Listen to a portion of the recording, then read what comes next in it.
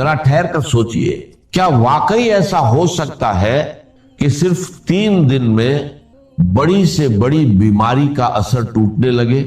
کیا سچ میں اللہ کے کلام میں اتنی طاقت ہے کہ جہاں ڈاکٹر جواب دے دے وہاں سے شفا کا دروازہ کھل جائے؟ سنیے اور دل تھام کر سنیے، کیونکہ جو عمل میں آپ کو بتانے جا رہا ہوں یہ کوئی عام بات نہیں، یہ اللہ کے کلام کی وہ طاقت ہے جسے جس نے بھی سمجھ لیا اس کی زندگی بدل گئی۔ صبح کا وقت جب آپ نیند سے اٹھتے ہیں اور آپ کا پیٹ بالکل خالی ہوتا ہے، اسی وقت اگر کوئی شخص ان مقدس سورتوں کو پانی پر پڑھ کر دم کرتا ہے اور پھر وہ پانی پی لیتا ہے تو اللہ کے فضل سے اس کے اندر جو بھی بیماری ہوتی ہے اس کی جڑ ہلنی شروع ہو جاتی ہے۔ صرف 3 دن، جی ہاں صرف 3 دن اگر یہ عمل لگاتار کر لیا جائے تو بڑے سے بڑا مریض جسے ہر جگہ سے مایوسی مل چکی ہو، جسے ڈاکٹر بھی کہہ چکے ہو کہ اب علاج ممکن نہیں، اللہ کے کلام کی برکت سے وہی شخص شفا پانا شروع کر دیتا ہے۔ دوستو، یہ کوئی افسانہ نہیں، یہ حقیقت ہے۔ اللہ نے اپنے کلام میں ایسی تاثیر رکھی ہے کہ جو بندہ ہر دروازے سے مایوس ہو جاتا ہے اس کے لیے یہی کلام امید کا دروازہ کھول دیتا ہے۔ اب ذرا دھیان سے سنیے، کیونکہ بات بہت قیمتی ہے، زندگی بھر کام آنے والی ہے۔ اگر آپ اس عمل کو بالکل صحیح طریقے سے بنا کسی کمی یا زیادتی کے پورا یقین رکھتے ہوئے کر لیتے ہیں تو پہلے ہی دن اس کی برکت کے اثرات آپ کو محسوس ہونے لگے۔ 3 دن لگاتار اور پھر آپ اپنی آنکھوں سے دیکھیں گے جیسے شیشہ صاف ہوتا ہے ویسے ہی حالات صاف ہوتے چلے جائیں گے۔ اب سوال یہ ہے کہ وہ صورت کون سی ہے؟ تو سنیے، وہ صورت اتنی مشہور ہے کہ ہر شخص اسے جانتا ہے، پڑھا لکھا ہو یا ان پڑھ، جس نے کبھی قرآن نہیں بھی پڑھا اسے بھی یہ صورت یاد ہوتی ہے۔ یہ وہ صورت ہے جس کی فضیلت خود بزرگوں نے بیان کی کہ اسے پڑھ کر دم کیا جاتا تھا اور اللہ شفا عطا فرماتا تھا۔ اس صورت کو آپ نے بسم اللہ الرحمن الرحیم کے ساتھ پڑھنا ہے، پورے ادب، پورے یقین اور پورے احترام کے ساتھ۔ اور اس کی شان دیکھیے، یہ وہ صورت ہے جسے 2 بار نازل کیا گیا، ایک بار مکہ مکرمہ میں اور دوسری بار مدینہ منورہ میں۔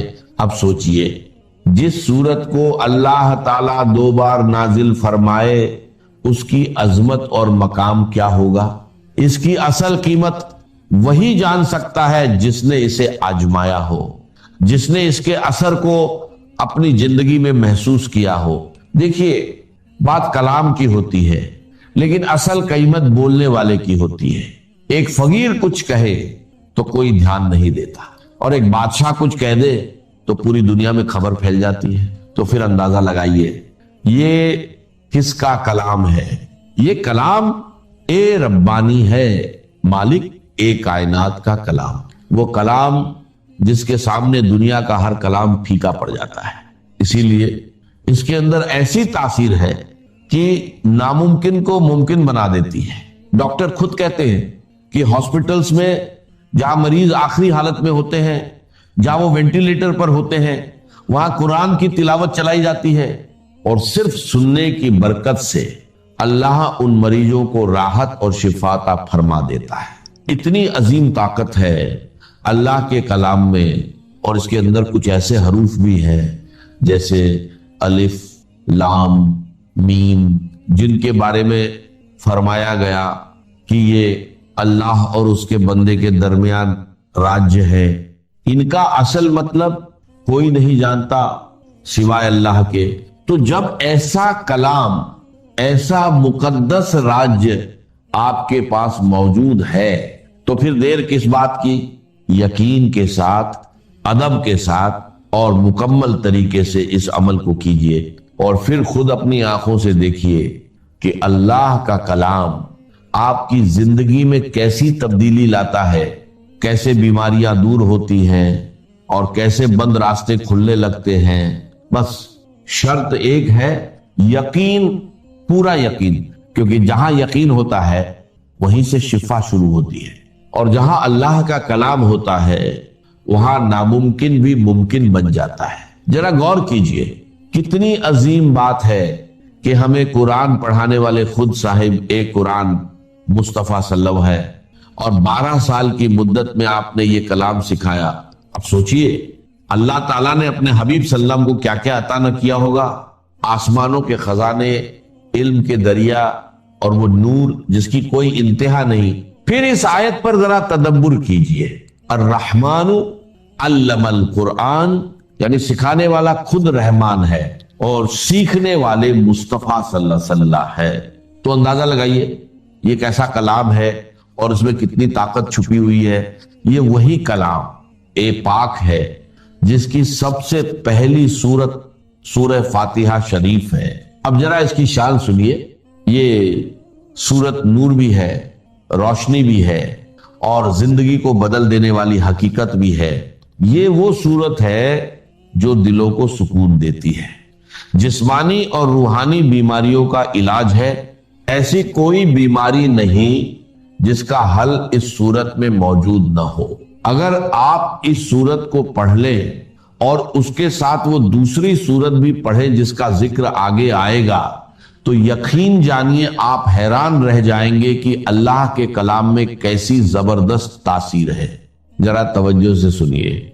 अगर आप सिर्फ 10-15 मिनट पूरे यकीन और ध्यान के साथ ये अमल कर ले तो समझ लीजिए आपकी जिंदगी बदल सकती है।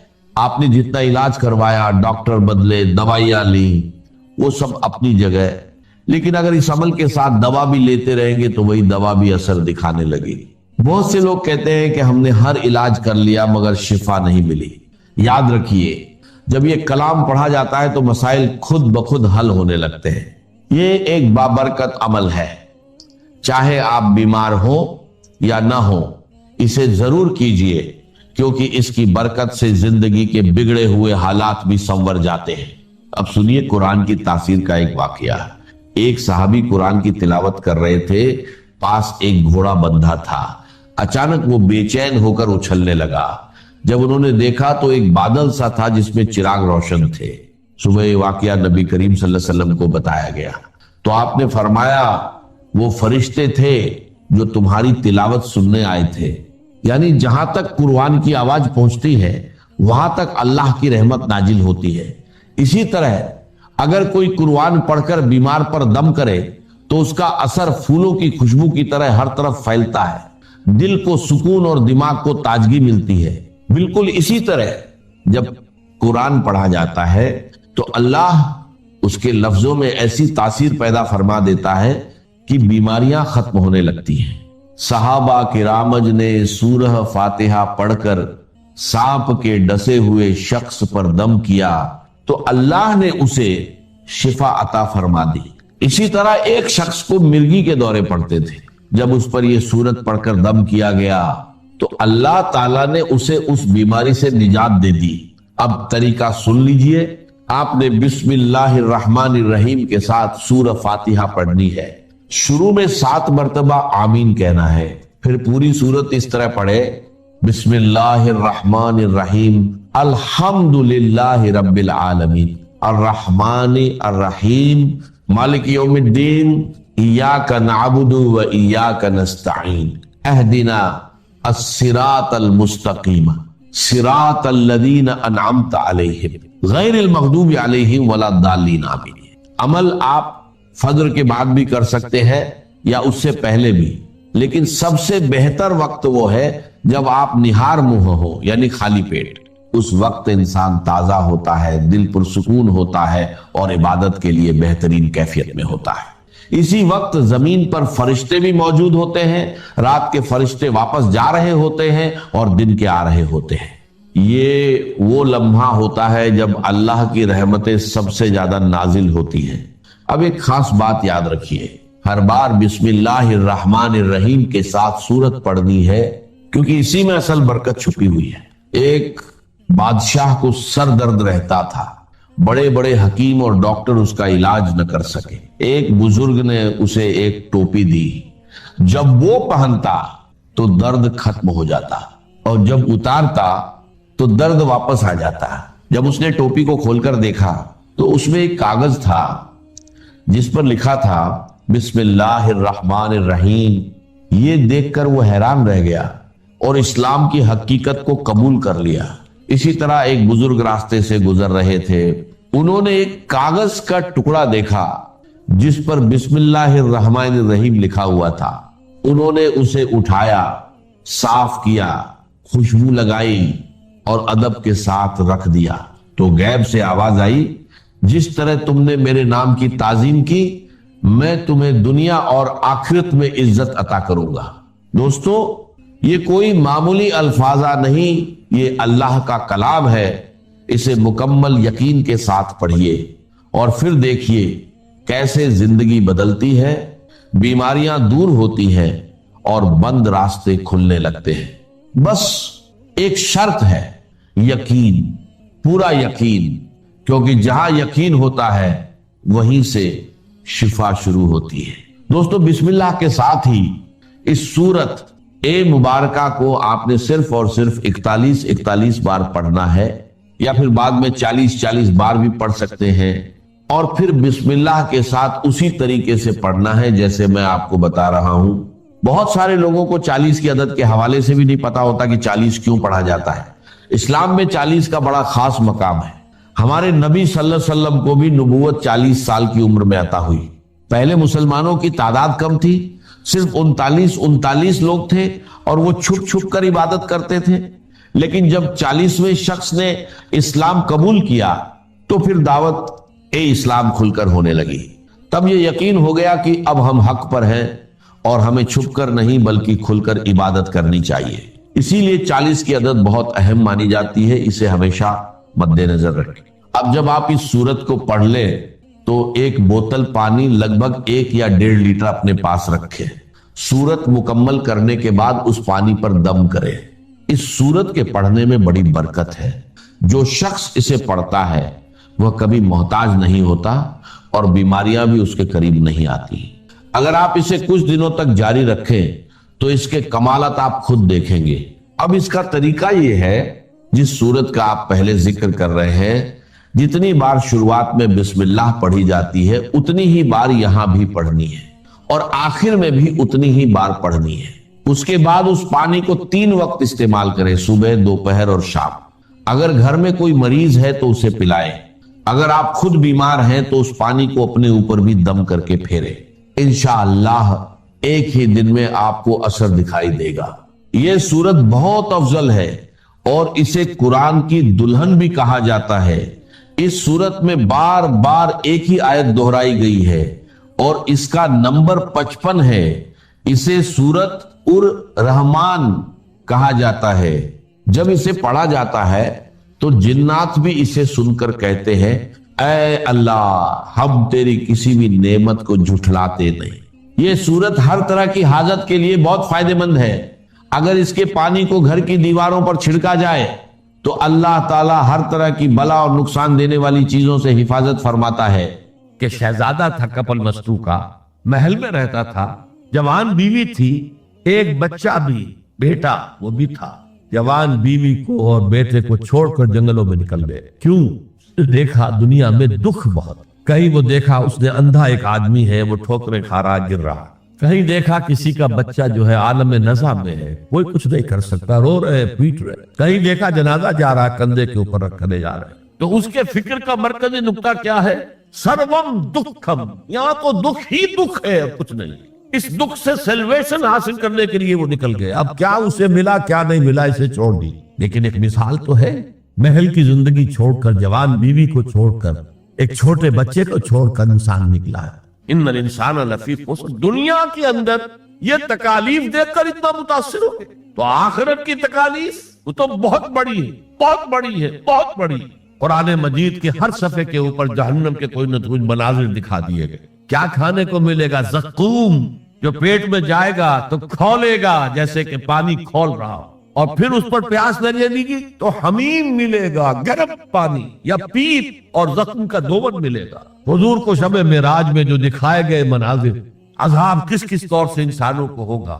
وَالْعَصْرِ إِنَّ الْإِنسَانَ لَفِي، اور میں عرض کر چکا ہوں خسرن ہے یہاں، الخسر نہیں۔ الخسر ہوتا تو کوئی خاص خسارہ، خسرن یہ قاعدہ ہے عربی زبان میں، تنکیر نکرہ جو آتا ہے تفصیل کے لیے، سارا بہت بڑا گھاٹ۔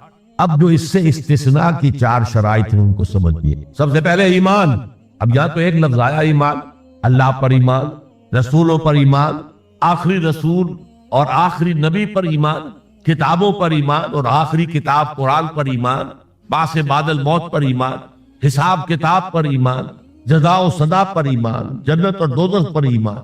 یہ ایمانیات ہے۔ میں نے عرض کیا تھا یہ ایک عنوان ہے، کتنی لمبی لمبی بحث قرآن مجید میں ان میں سے ہر ایک چیز کے بارے میں آئی ہے مکی صورتوں کے، لیکن اس وقت جو بات میں آپ کو بتانا چاہتا ہوں، وقت کم ہے، اس ایمان کے 2 لیول سمجھ لیجئے، یا 2 قسمیں سمجھ لیجئے، یا 2 ایسپیکٹ سمجھ لیجئے۔ اور یہ مجھے امید ہے کہ بہت سے حضرات نے بچپن میں یاد کیا ہوگا، ایمان مجمل، آمنت باللہ کما ہوا باسمائہ و صفاتہ و قبلت جمیع احکامہ، اقرار باللسان و تصدیق بالقلب۔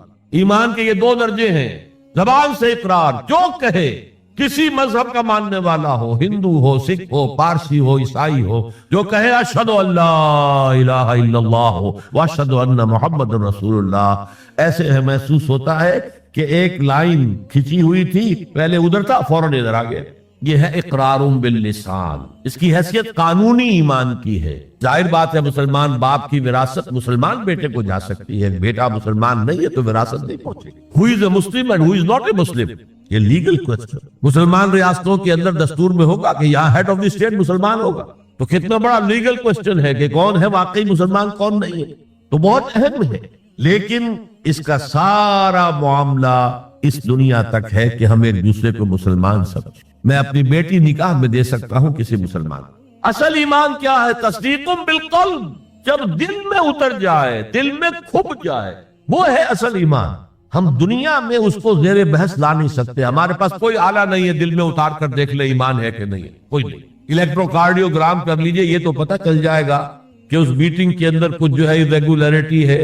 اینجیو پلاسٹی کر لیجئے، معلوم ہو جائے گا کہ اتنی وینز بلاکس ہے، بس دل میں ایمان ہے یا نہیں، اس کا کوئی ذریعہ ہمارے پاس نہیں۔ لہذا دنیا میں ہم ایمان پر بحث ہی نہیں کر سکتے۔ ہم کسی کے بارے میں یہ نہیں کہہ سکتے یہ صاحب ایمان ہے اور یہ نہیں۔ ہاں مسلمان ہے تو مسلمان کے جو حقوق ہیں وہ اسے ملے، وہ فاسق بھی ہو تو مسلمان ہے، فاجر بھی ہو تو مسلمان ہے، متقی ہو تب بھی مسلمان ہے، نیک ہو عبادت گزار ہو تب بھی مسلمان ہے۔ اور لیگلی اور کانسٹیٹیوشنلی ان میں کوئی فرق نہیں۔ المسلم کفو لکل مسلم، امام ابو حنیفہ رحمۃ اللہ علیہ کا قول بہت اہم ہے۔ اتنی اہمیت تو اس کی ہے کہ ذرا سی ایک خطا ہو گئی تھی حضرت اسامہ ابن زید سے۔ حضور کو بہت محبت تھی اسامہ سے، اپنے پوتے کی طرح سمجھتے تھے، اس لیے کہ زید کو تو اپنا بیٹا بنایا ہوا تھا، زید ابن حارثہ۔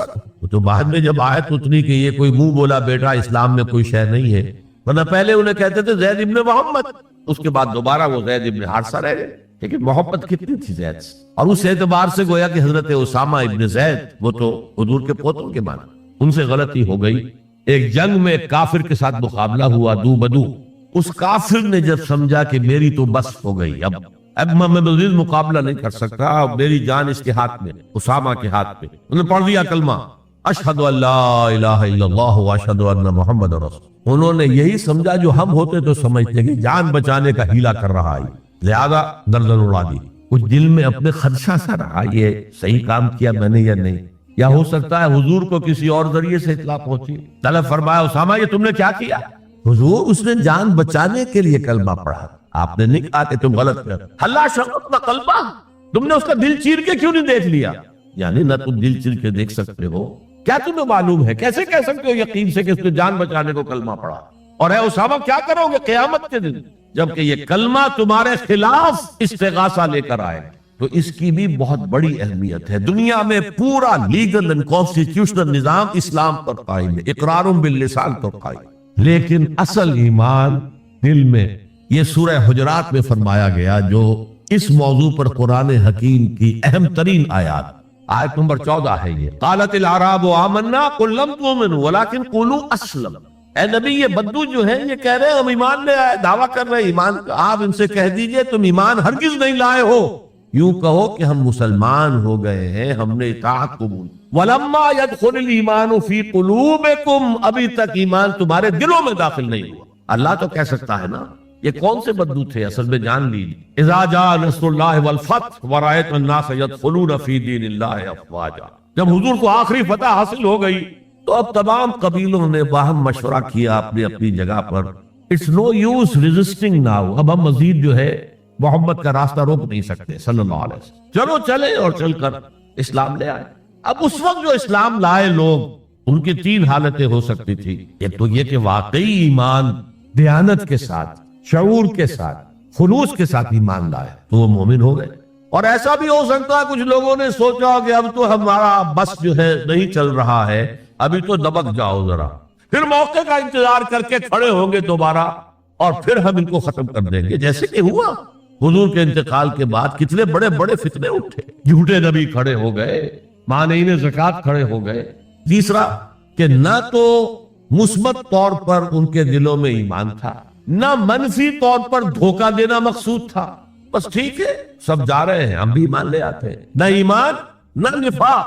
وہ پہلے جنہوں نے دھوکہ دینے کے لیے اور ٹائم گین کرنے کے لیے اور اس لیے کہ اب ہمارا بس نہیں چل رہا ہے، پھر دیکھیں گے پھر کھڑے ہوں گے، جو انہوں نے یہ کیا وہ منافق، جو صدق دل سے ایمان لائے وہ مومن، درمیان میں وہ جو رہ گئے وہ مسلم تو ہے، منافق بھی نہیں ہے، مومن بھی نہیں۔ اس بحث پر ایک عنوان قائم کیا ہے امام ابن تیمیہ نے، اثبات الاسلام بغیر الایمان، بغیر ایمان کے اسلام کا اثبات، اس لیے کہ جب قرآن یہ کہہ رہا ہے قالت الاعراب آمنا قل لم تؤمنوا ولكن قولوا اسلمنا ولما يدخل الايمان في قلوبكم، لیکن اگر تم اللہ اور اس کے رسول کی اطاعت کرتے رہے تو ہم تمہارے اعمال میں سے کچھ کمی نہیں کریں۔ اس کا مطلب کیا ہوا؟ منافق تو نہ ہوئے، اگر منافق ہوتے تو منافق کا تو کوئی عمل قبول نہیں، لہذا نہ مومن نہ منافق بلکہ مسلم، صرف مسلم۔ آج کے مسلمانوں کا آپ اگر جائزہ لیں، تجزیہ کریں، عظیم اکثریت 1,00,000 میں سے 99,999 اس کیٹیگری میں فال کرے۔ ایمان کہاں ہے؟ یقین کہاں ہے؟ ہر شخص اپنے غریبان میں جھانکے، مرنے کے بعد جی اٹھنے کا یقین ہے؟ کیا یقین ہے کہ اصل زندگی آخرت کی زندگی ہے؟ وَإِنَّ الدَّارَ الْآخِرَةَ لَهِيَ الْحَيَوَانُ، یقین ہے کہ یہ قرآن اللہ کا کلام ہے۔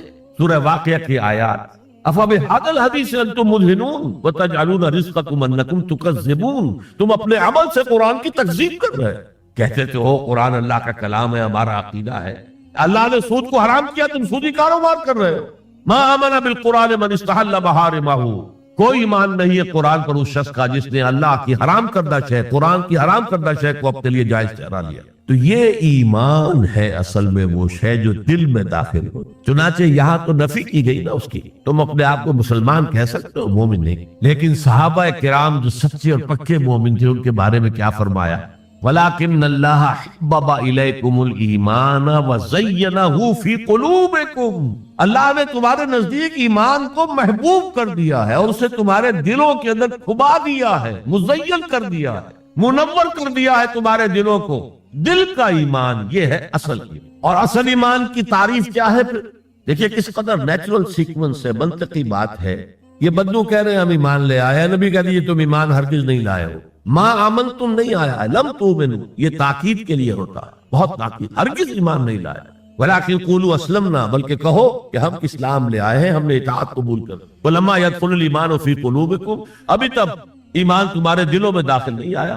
وَإِن تُطِيعُوا اللَّهَ وَرَسُولَهُ لَا يَلِدْكُم مِّنْ أَعْمَالِكُمْ شَيْئًا إِنَّ اللَّهَ غَفُورٌ رَّحِيمٌ، اس حالت میں بھی اگر تم اللہ اور اس کے رسول کی اطاعت کرتے رہو گے تو یہ اللہ تعالیٰ چونکہ غفور اور رحیم ہے، یہ رعایت کرے گا کہ تمہارے اعمال کو تسلیم کر لے گا اور اس کے اجر سے تمہیں محروم نہیں۔ لیکن اصل سیکوینس جو میں بتا رہا تھا، اب اس آیت کے نتیجے میں سوال پیدا ہو گیا نا، ڈیفائن ایمان، ایمان we want to be accepted as moments، تو بتایا جائے ایمان کیا ہے، اس کے تقاضے کیا، کانٹیکسٹ کے اعتبار سے یہ قرآن مجید کی اہم ترین آیت ہے ایمان کو ڈیفائن کر۔ انما المؤمنون الذين آمنوا بالله ورسوله ثم لم يرتابوا وجاهدوا باموالهم وانفسهم في سبيل الله، مومن تو صرف وہ ہیں جو ایمان لائے اللہ پر، اس کے رسول پر، پھر شک میں ہرگز نہیں پڑے، یقین کی کیفیت ہو گئی۔ ابھی آپ نے سورہ تکاثر سنی تھی، علم الیقین، علم الیقین، ایک تیسرا درجہ اور ہے حق الیقین۔ یقین کے بھی 3 درجے ہیں، معمولی بات نہیں۔ ایک ہے حدیث میں جسے کہا گیا احسان، حضرت جبرائیل نے حضور سے پوچھا اخبرنی عن الاحسان، آپ نے فرمایا ان تعبد اللہ، ایک روایت میں ان تعمل للہ ہے، تیسری روایت میں ان تخشى اللہ کانک تراہ فإن لم تکن تراہ فإنہ یراک۔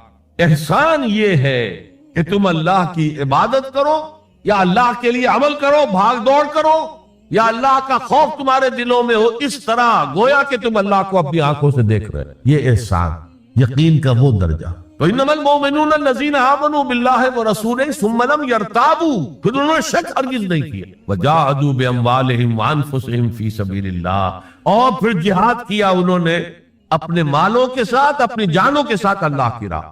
یہ ذرا تفصیل طلب مسئلہ ہے، جہاد سے مراد کیا ہے، کسی اور موقع پر انشاءاللہ اس پر روشنی ڈالوں گا، لیکن اس وقت موضوع کے اعتبار سے کیا بات تھی کہ ایمان کے دو درجے ہیں، ایک ایمان قانونی ہے جو اقرار باللسان پر مبنی، ایک ایمان حقیقی ہے جو قلبی یقین سے عبارت۔ اب ایک نیا مسئلہ سامنے آتا ہے، آیا اعمال ایمان کا حصہ ہے یا ایمان پر مستزاد کوئی حقیقت ہے اعمال صالحہ؟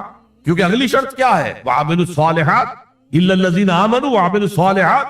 اب اس میں آپ کو شاید حیرت بھی ہوگی، ہمارے دو سب سے بڑے امام اس میں بالکل متضاد آراء رکھتے ہیں۔ امام ابو حنیفہ کہتے ہیں عمل ایمان کا حصہ نہیں ہے، وہ ایک علیحدہ ایڈیشنل چیز، اور وہ نہ گھٹتا ہے نہ بڑھتا ہے، ایک سٹیٹ میں رہتا۔